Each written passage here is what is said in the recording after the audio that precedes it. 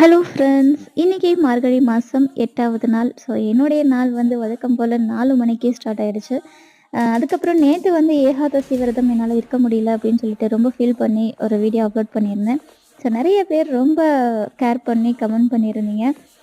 Okay, என்னால் வந்து செய்ய முடியல, இருந்தாலும் பரவாயில்ல, நம்ம மனசால் பெருமாளை நினச்சிக்கிட்டா போதும் இல்லையா? அதுக்கப்புறம் மார்கழி மாதம் 8வது நாள் ரங்கோலி இதுதான்.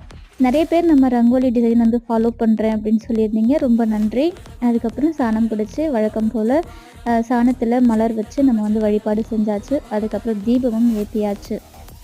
நம்மளால் பூஜை செய்ய முடியல அப்படின்னா நிலைவாசலில் தீபம் போடக்கூடாது அப்படின்னு கிடையாது. வழக்கம் போல் எழுந்து அழகாக வாசல் தெளித்து கோலம் போட்டுட்டு நிலைவாசலில் தீபம் ஏற்றிட்டோம் அப்படின்னா நமக்கு வந்து அந்த பூஜை செஞ்ச பலனும் கிடைச்சிடும். ஸோ ஓகே, இது வந்து நேச்சுரல் தான். ஆனால் அதுக்காக வந்து நம்மளுடைய அன்றாட கடமைகளை நம்ம மிஸ் பண்ண முடியாது. இன்றைக்கி சண்டே காஃபியோடு ஸ்டார்ட் ஆகிடுச்சு. விளாகில் பார்க்கலாம்.